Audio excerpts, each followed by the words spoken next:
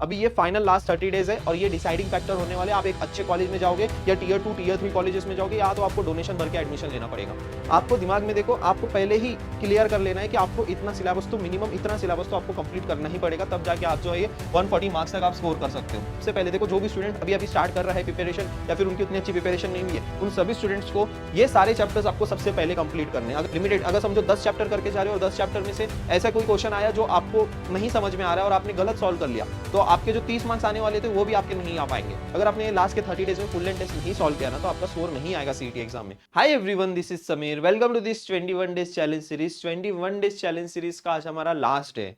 आज 17 मार्च है। इससे 21 दिन पहले एग्जैक्टली हम लोग ने इस चैलेंज सीरीज को स्टार्ट किया था, जहां पे मैं आप सभी स्टूडेंट्स को डेली सुबह 8 बजे टारगेट में आप सभी स्टूडेंट्स को प्रोवाइड करता था। इसमें डेली आप सभी स्टूडेंट्स ने सारे टारगेट्स कंप्लीट किए होंगे, और जो भी स्टूडेंट्स ने इस चैलेंज को कंप्लीट किया होगा और यहाँ तक वो स्टूडेंट अगर पहुंचा होगा, तो डेफिनेटली आप सभी स्टूडेंट्स की प्रिपरेशन में काफी इंप्रूवमेंट आया होगा। सबसे पहले तो आप सभी स्टूडेंट्स मुझे इस 21 डेज चैलेंज सीरीज का फीडबैक देंगे, जो भी स्टूडेंट्स इस चैलेंज को फॉलो कर रहे थे।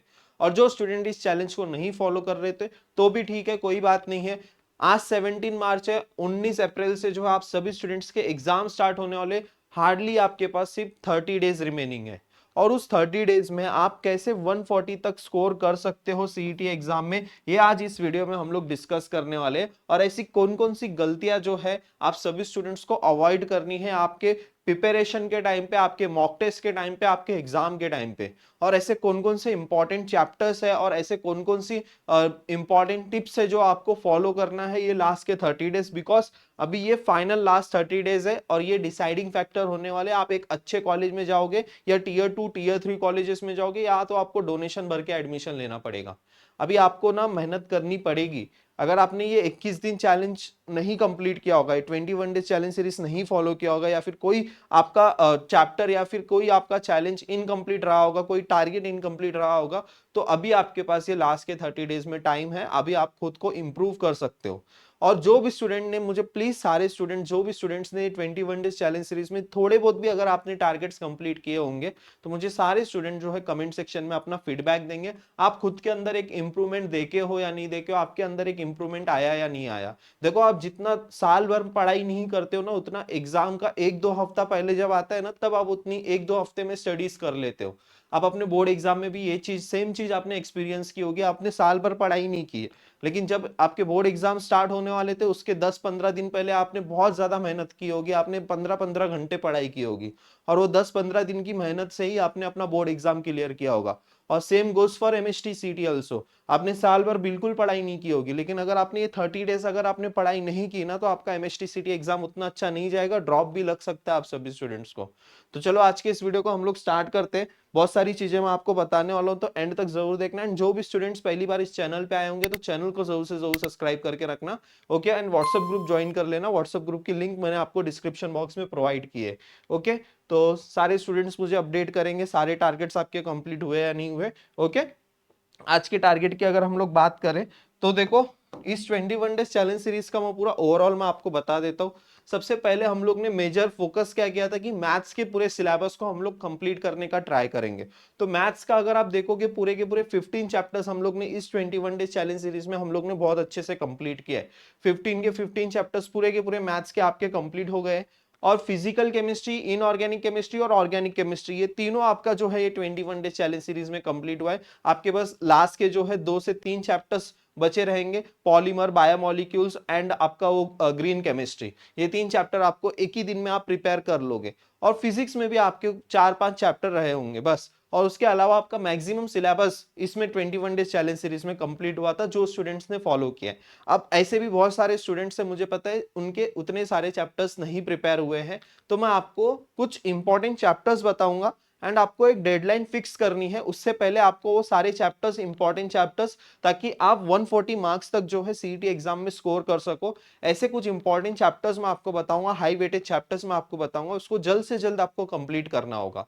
ठीक है, पहले ये आप टारगेट देख लो। आज लास्ट डे का टारगेट क्या है? फिजिक्स में आपको dual nature of radiation and matter, इसमें से भी 3 क्वेश्चंस आते हैं। एंड मैथ्स 2 का आपको जो है रिवीजन करना है। आपने कल डिफरेंशियल इक्वेशन प्रैक्टिस किया होगा, तो आज जो है आपको मैथ्स 2 का रिवीजन करना है। रिवीजन के लिए भी बेस्ट स्ट्रेटजी मैं आपको बताऊंगा, रिवीजन कैसे करा जाता है, क्या किया जाता है, वो भी हम लोग देखेंगे। तो ये 2 चैप्टर्स आपको कंप्लीट करना है। फिजिक्स में आपको क्या करना है, dual nature of radiation and matter, and maths 2 का आप सभी स्टूडेंट्स को रिवीजन करना है। ओके ओके ठीक है। अभी आपको देखो रिवीजन के लिए एक बेस्ट स्ट्रेटजी मैं आपको बताना चाहूंगा, रिवीजन कैसे करना है। ये सारे स्टूडेंट्स के लिए एप्लीकेबल है, क्योंकि देखो विदाउट एनी रिवीजन आप सीईटी एग्जाम में उतना अच्छा स्कोर नहीं कर सकते हो।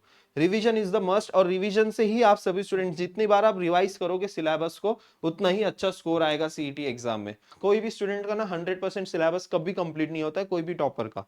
आपको क्या करना है, आपने जितना भी सिलेबस कंप्लीट किया है 80%, 90%, 70%, जितना भी आपने सिलेबस कंप्लीट किया उसको बार बार जितना रिवाइज करोगे उतने ही वो सारे क्वेश्चंस आप सॉल्व कर पाओगे, जो चैप्टर आपने अच्छे से रिवाइज किया होगा। सबसे पहली चीज तो रिवीजन के लिए सबसे बेस्ट टिप है, अगर आपने कोई शॉर्ट नोट्स बनाए होंगे वो यूज कर लो रिवीजन के लिए, या फिर अगर आपने ये 1 पेज स्ट्रेटजी को भी फॉलो किया होगा, 1 पेज नोट्स में आप सभी स्टूडेंट्स को बोलता था कि आप 1 पेज नोट्स बनाया करो, उसमें सारे फॉर्मूलेज, इंपॉर्टेंट टॉपिक्स सब कुछ लिख लिया करो, ताकि आपको रिवीजन में हेल्प मिले। क्योंकि 47 चैप्टर्स अब फिर से टेक्स्ट बुक देखने का टाइम नहीं रहेगा, फिर से सारे एमसीक्यू सॉल्व करने का टाइम नहीं रहेगा। तो 1 पेज नोट्स इसमें बहुत ज्यादा हेल्पफुल रहेंगे। अगर कोई स्टूडेंट, देखो अभी ये लास्ट के 30 डेज बाकी है, किसी ने नहीं भी बनाया है, अभी ये लास्ट के 30 डेज में आप जो 20 दिन है स्टार्टिंग के, उसमें आप ट्राई करो जितने भी चैप्टर्स के बन सकते हैं आपसे उतने बनाने का ट्राई करो। और माइंड मैप्स, ठीक है, अब माइंड मैप्स जो है वो राइजिंग एजुकेशन ऐप पे अवेलेबल है, सारे बूस्टर बैच वाले स्टूडेंट्स को ऑलरेडी पता है। वो माइंड मैप में आप सभी स्टूडेंट्स को सारी इंपॉर्टेंट चीजें मिल रही है, और उसके अलावा भी जो है बूस्टर बैच में आप सभी स्टूडेंट्स को सारे चैप्टर वाइज टेस्ट आपको मिल रहे हैं, फुल लेंथ टेस्ट आपको मिल रहे हैं। आप सभी स्टूडेंट्स को इसके बारे में सब कुछ ऑलरेडी पता है। जो स्टूडेंट इंटरेस्टेड है, जो लास्ट के 30 डेज में मेहनत करना चाहता है, डेडिकेशन के साथ मेहनत करना चाहता है, एंड एक अच्छे कॉलेज में जाना चाहता है, वो सारे स्टूडेंट जो है डेफिनेटली इस बैच में एनरोल कर सकते हैं। ओके, तो ये बैच की प्राइस यहाँ पे आप देख सकते हो 499 रुपीज है। तो ये राइजिंग एजुकेशन ऐप डाउनलोड करके आपको इस बैच में एनरोल करना होगा। ओके, अभी आपको 140 मार्क्स स्कोर करना है, तो सबसे मोस्ट इंपॉर्टेंटली आपको क्या करना है, मैथ्स में मैं आपको कुछ चैप्टर्स आपको मैं बताऊंगा, वो सारे इंपॉर्टेंट चैप्टर्स आपको प्रिपेयर करना है। बट आपको दिमाग में देखो, आपको पहले ही क्लियर कर लेना है कि आपको इतना सिलेबस तो मिनिमम इतना सिलेबस तो आपको कंप्लीट करना ही पड़ेगा, तब जाके आप जो है ये 140 मार्क्स तक आप स्कोर कर सकते हो। 140 मार्क्स स्कोर करना उतना डिफिकल्ट नहीं है जितना आप सोचोगे। 140 मार्क्स इजीली आप स्कोर कर सकते हो। कैसे स्कोर कर सकते हो, देखो अभी केमिस्ट्री, ये chemistry one of the scoring subject है, ये one of the scoring subject है। अगर आपने 12th का पूरा सिलेबस कंप्लीट कर लिया ना, तो आराम से इधर ना 35 प्लस आप आराम से स्कोर कर सकते हो। इधर कितना आपका आ जाएगा, 35 प्लस मार्क्स आपके यहाँ पे आराम से आ सकते हैं। इवन 40 प्लस भी आप स्कोर कर सकते हो। केमिस्ट्री 20-25 मिनट में सॉल्व हो जाता है। केमिस्ट्री का पेपर 20 से 25 मिनट में सॉल्व हो जाता है। अगर आपने 12th का भी फिजिक्स यहाँ पे प्रिपेयर कर लिया, क्लास 12th का भी अगर आपने यहाँ पे फिजिक्स प्रिपेयर कर लिया, तो भी यहाँ पे आराम से आपके 30 प्लस मार्क्स आ जाएंगे। अगर आप देखोगे ये दोनों को मिला के टोटल मार्क्स कितने हो रहे हैं आपके, टोटल 65 मार्क्स हो रहे हैं, है ना। अब यहाँ पे सबसे मोस्ट इंपॉर्टेंट, सबसे ज्यादा वेटेज आता है आपका मैथ्स को। अब मैथ्स में जो है आपको सबसे ज्यादा स्कोर लेके आना पड़ेगा, क्योंकि मैथ्स में जो है देखो, अगर आपने केमिस्ट्री और फिजिक्स अगर क्लास 12th का किया, तो लगभग आप जो है ना 70 मार्क्स तक यहाँ पे लेके आ सकते हो इन दोनों सब्जेक्ट को मिला के। और अगर मैथ्स में अगर आपको अच्छा स्कोर करना है ना, तो आपको लगभग जो है ट्राई करना है कि आपको 70 से 80 मार्क्स आपके आने चाहिए। 70 से 80 मार्क्स मस्ट आने ही चाहिए।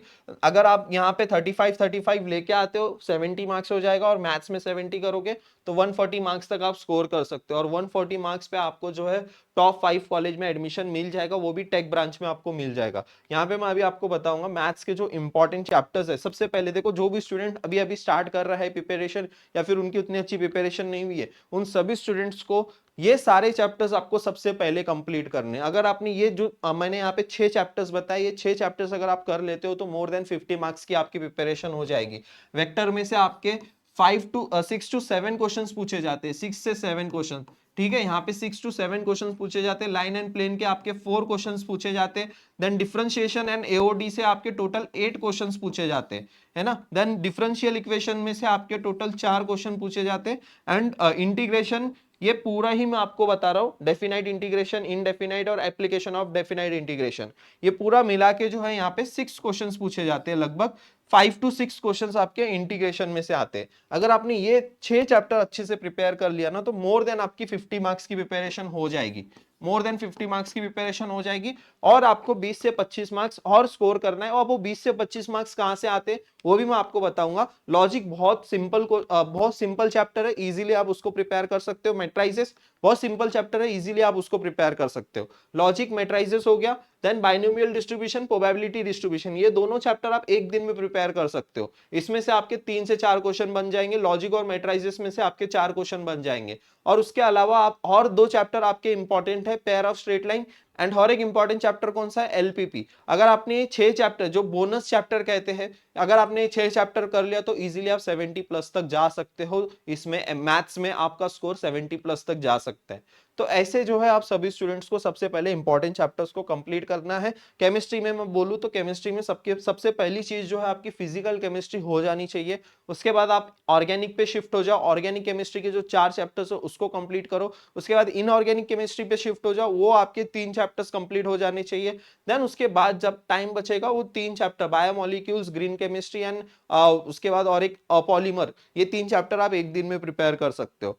ओके तो ऐसे करके आपको केमिस्ट्री को खत्म करना है। फिजिक्स में भी सारे इंपॉर्टेंट चैप्टर्स जो हाई वेटेज चैप्टर्स है, ऑक्सीलेशन हो गया, रोटेशनल डायनामिक्स हो गया, ईएमआई हो गया, dual nature of radiation and matter हो गया, structure of atom and nuclei हो गया, सेमीकंडक्टर हो गया, इलेक्ट्रोस्टैटिक्स हो गया, एसी सर्किट हो गया, ये सब इंपॉर्टेंट चैप्टर है। इसमें से 3-3 क्वेश्चंस पूछे जाते हैं। तो ये सारे चैप्टर्स आपको सबसे पहले फिनिश करने। तो सबसे पहले जो फिनिश करना है आपको हाई वेटेज चैप्टर्स को फिनिश करना है। और अभी आप जो है एक ड्यूरेशन फिक्स कर लो कि आपको कितने टाइम में फिनिश करना है। और एक अभी यहाँ पे मिस्टेक्स की हम लोग बात करेंगे कि गलतियां आपको कौन कौन सी अवॉइड करनी है आपकी प्रिपरेशन एज वेल एज आपके एमएसटीसीटी एग्जाम में।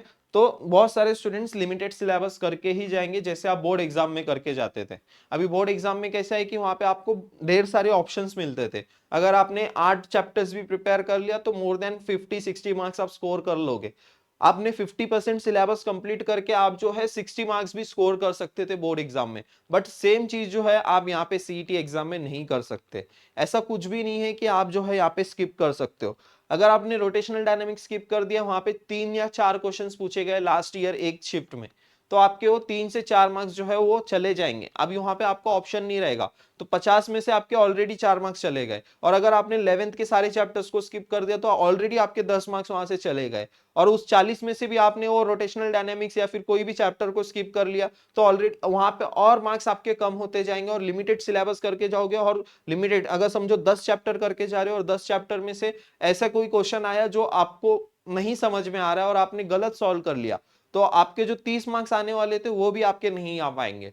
तो लिमिटेड सिलेबस आपको बिल्कुल नहीं करना है, इसमें ट्राई करना है मैक्सिमम सभी सिलेबस को कंप्लीट करने का। ठीक है, 12th का तो मिनिमम आपके सारे चैप्टर्स जो है वो हो जाने चाहिए।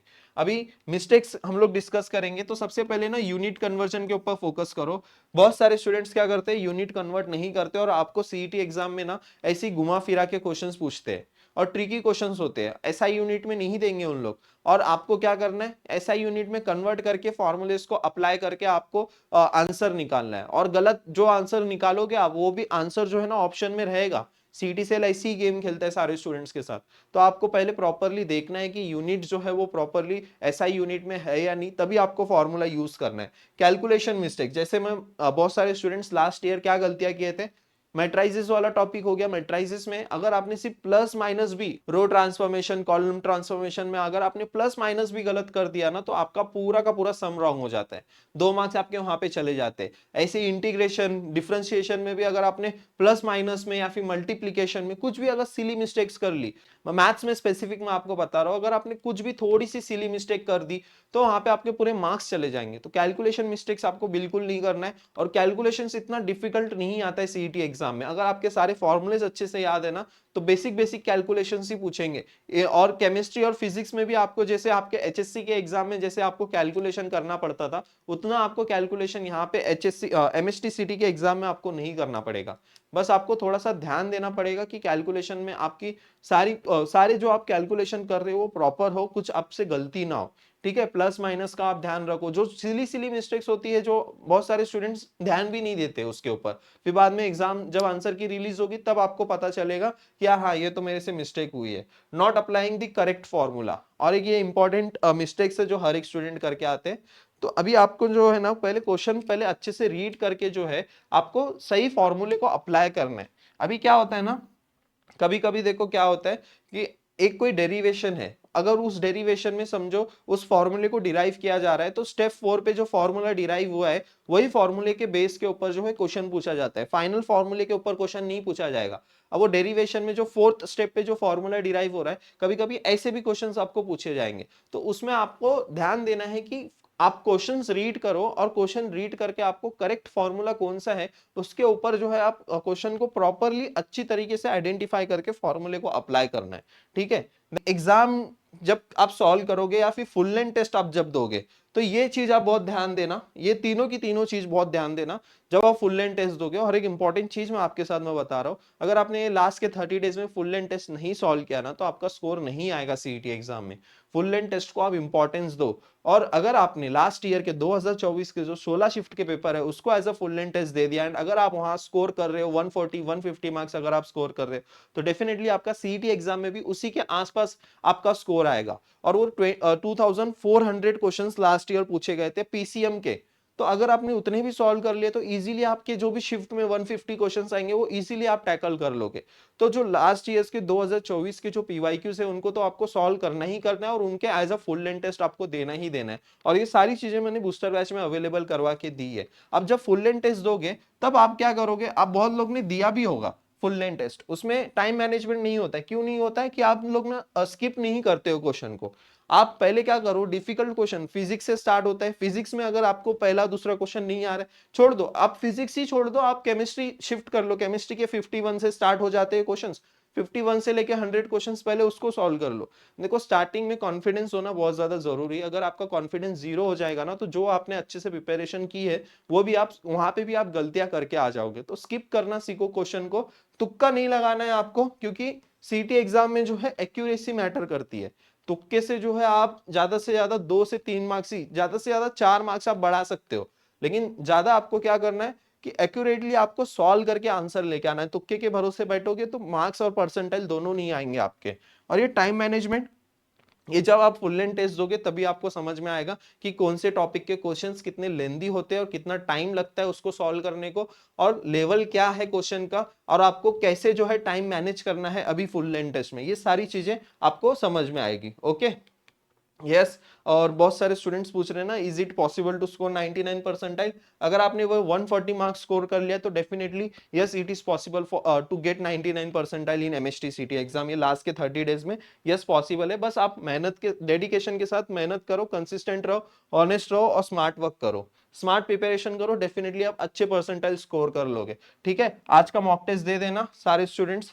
आई होप सारी चीजें मैंने कवर की। आज का वीडियो आपको कैसा लगा कमेंट सेक्शन में बता सकते हो। एंड यस, जो स्टूडेंट इंटरेस्टेड है बैच के लिए वो एनरोल कर सकता है, आप राइजिंग एजुकेशन का ऐप डाउनलोड करो, वहां से आप एनरोल कर सकते हो। चलो मिलते हैं फिर नेक्स्ट वीडियो में। Thank you so much, all the very best.